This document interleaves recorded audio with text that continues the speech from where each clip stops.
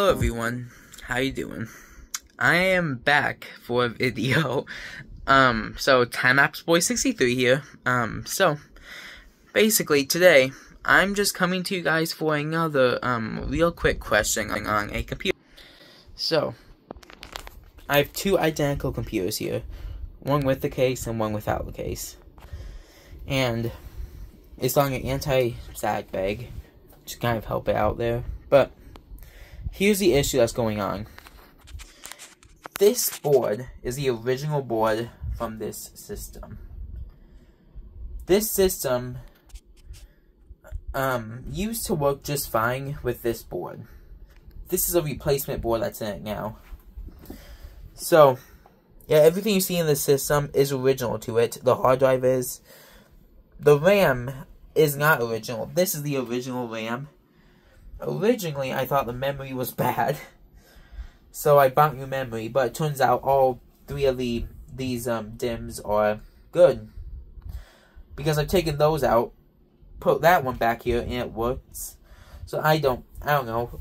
Anyways, all the memory is good because of the troubleshooting I've done in terms of swapping them back and forth. But these are the same exact motherboards.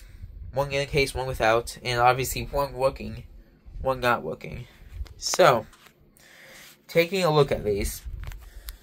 This one here is stripped down as bare as it could be stripped down. You can see the back plate is obviously on this one, or the I/O shield. I'm taking it off of this one here. Even if I were to get this board fixed, I'm not going to put it back in this computer here. And that's because this board here actually has something this one doesn't. When I bought this board, I didn't realize it, but once it came, I realized that it has, I realized that it has a DVI port, which this board over here, you see that one? Yeah, that's how it has a DVI port. But this one over here does not have a DVI port. And the knockout is still in the I/O shield. So, I like this one more because I can have two monitors hooked up to it. But I've taken this one apart once again because I just got to thinking about it. I may as well give the original board a second chance. What I did was I kind of just replaced the board in general. I knew there was something wrong with it. I tried resetting the CMOS, switching over the battery. And everything was working fine with this board, that is. All the good parts I know are good that I put in this board here did not work. So I know something's wrong with this board here.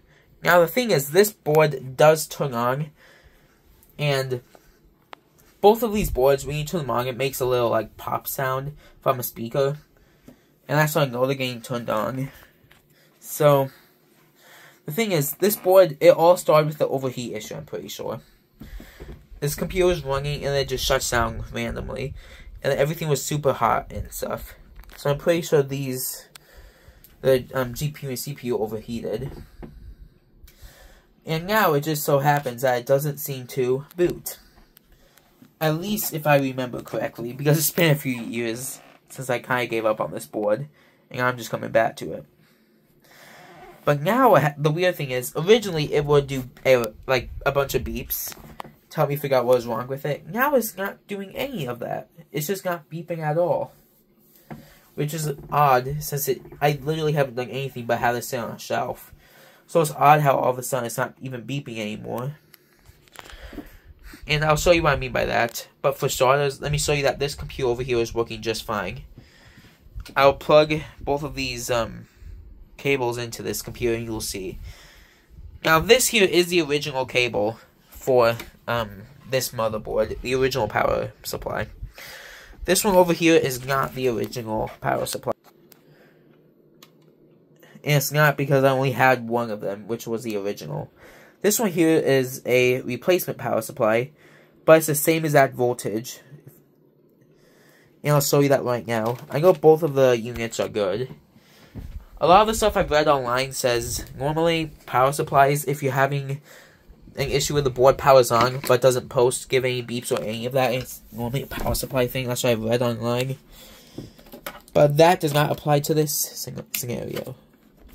If I turn this to DC voltage, just put on 20 because this will only be 12 volts.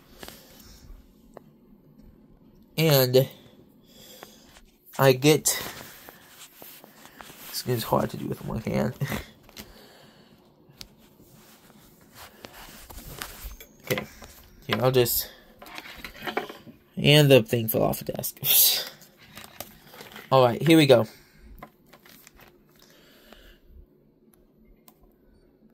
Touching. See that? 12 volts. And I have used these interchangeably. Meaning, this power supply I've used in this computer. And then this power supply I've used in this computer. Both of these power supplies boot up this computer both just fine. Both of these power supplies do not boot up this computer. You saw this one was getting 12.33 volts. Now if I try this other power supply, just to confirm that it's okay. So this is the original one, remember. 12.412 or whatever. But you can see it's roughly the same voltage. And again, they both work with each other. Both of these boot up this computer, neither of them boot up this computer. So I am, at least as of now, not suspecting the power supplies as the issue. So if I turn off the multimeter. So I'm going to go ahead and boot up this computer here. Alright, I'm just connected to the cables. You see that red light? Now, once I go ahead and I press this button again, you'll hear a little pop from the speaker. I don't know why these computers do that, but that's just what I've realized. Both of these boards do that, and I'll show you that in a moment. But if I start off with the working computer, hopefully you could hear that. And then, if we give it a moment, it'll beep. There's a beep, and now it'll post.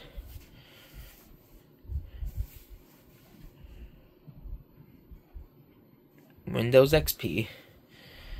And this is an HP Neoware thin client here that was rigged up to be a little just a normal computer or whatever. But yeah, here's this computer. Boots just fine, as you can see. Now if I go ahead and power this one back off.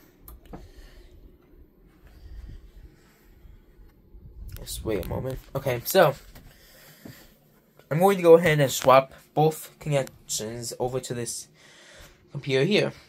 And what I'm going to do is also move this front little case here, just since it has a speaker. I'll move that connector over to here so that we can basically hear if there's any beeps, which I'm sure there won't be since there hasn't been any yet. But yeah, I've swapped the video cable and plugged in this computer over here. Now, since this computer does not have any sort of board for a power button, since it's out of the case, I'm going to have to manually short the pins to get it to turn on. But you will hear the same exact power on sound that I was describing in this board over there. So, in case you don't know how to short pins, or I don't, be careful how you do this, because you want to make sure it's the right ones you short out, or else you could fry the board even more than it already is in this case. But in this case, it's a top and bottom pins from the right side, third 3 over, so these right here. And all I do is just touch them. It'll sort them out. It'll simulate me pressing that power button, and it'll turn on the computer. There won't be any LEDs since the board's over here. But I have tried moving that. I have tried moving this board over to this original motherboard, and the LEDs do come back. It's just no post or beeps. But anyways, if I show it, you'll be able to hear the pop of the speaker since I connected the speaker to this.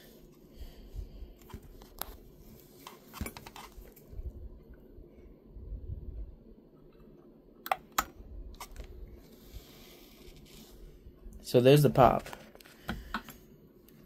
And then, If we just wait a moment. Well, I mean, you'll see nothing comes on. Yeah, and it's been on for some time now. And nothing's popping up on the display. And still I haven't changed anything. There's that VGA cable going all the way right into the monitor. And it's obviously working because it was just connected to this computer. But yeah, there's something wrong with this board. Sadly, this board does not have any sort of removable GPU or CPUs because they're both soldered directly on the board. And I will show you that now.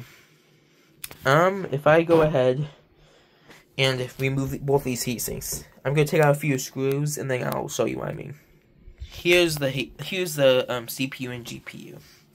So, I have disconnected the power because without having thermal paste, which I did just clean off, without having any thermal paste or heat sinks on this, it will overheat. And I mean, these things are definitely warm, so they are getting power. At least I know that.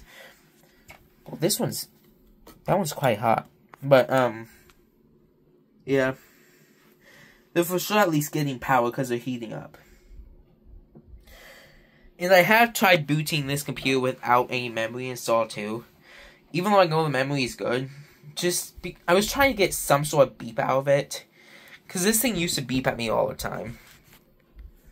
Like when it first died, after it heated up, it beeped at me all the time. And I can't remember what the beep codes were.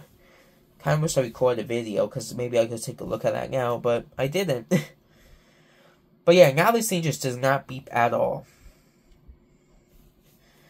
And I will prove to you that this is heating up using my temperature gun. Let me just go ahead and plug that back in first. Alright, I'll do this quickly so that these don't overheat and break. But if I short this out again. Heard that?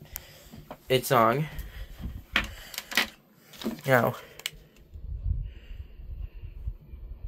81, 86, how about this? 76, heating up, definitely heating up.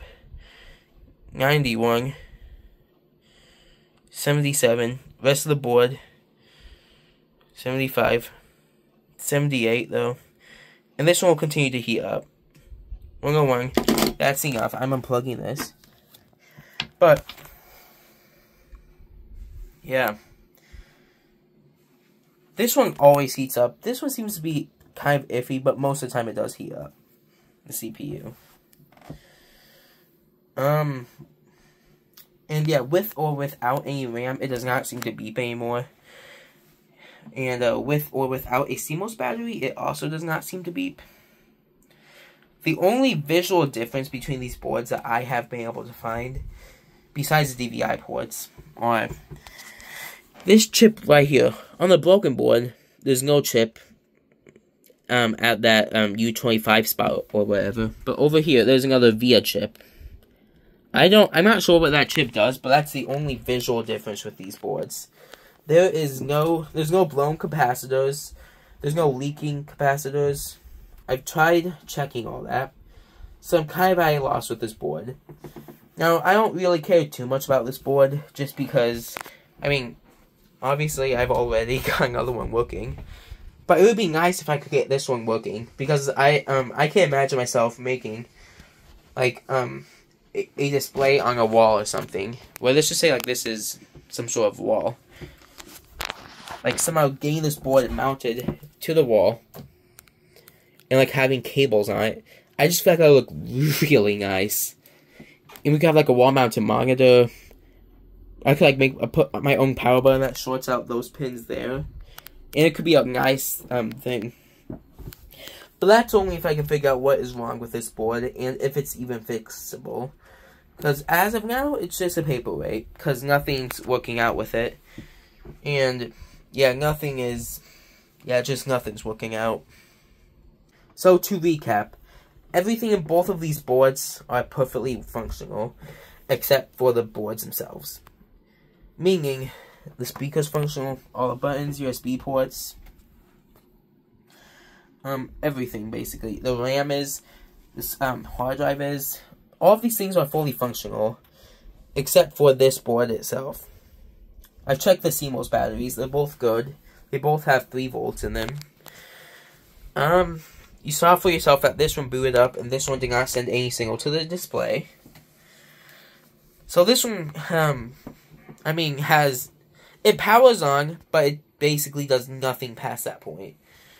Both of these, CPU and GPU, I'm assuming this is a GPU. This may be too, I'm not really sure. But both of these heat up on here, which I know is a good sign, that those are at least getting power.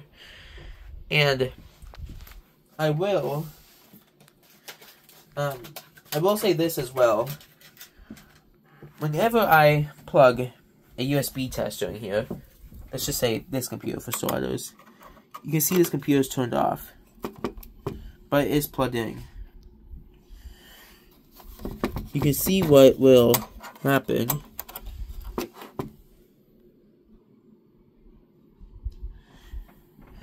You can see what is getting around 5 volts coming out of that.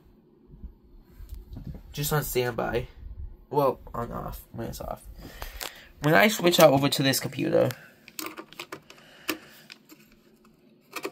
and let's go ahead and, where's that cord? If we plug it back in, you can see that turns on, and it's getting roughly 5 volts again. And when I did connect the keyboard to this, even after like 3 minutes of waiting, it still didn't even turn on the keyboard. With this one, it did turn on the keyboard. They're both supplying charge power, however. It's just in terms of connecting, it detects the keyboard with this working one. It does not detect it with this one. And yep, these are both off. So this is with the computer off that this is still supplying power. But that's where I'm going to end off this video. Yeah. Identical boards. This one was a direct replacement from the manufacturer, which is why it works now. And I'm happy that this one works. But if I can, and I want to try to get this one to work again, because if I can get it to work, I would love to like make some sort of a wall, some sort of wall-mounted setup with it. But yeah. With that being, I have been TimeLapseBoy63, and make sure you please comment if you have any ideas or tips on how to fix this. But yeah, peace out, everyone.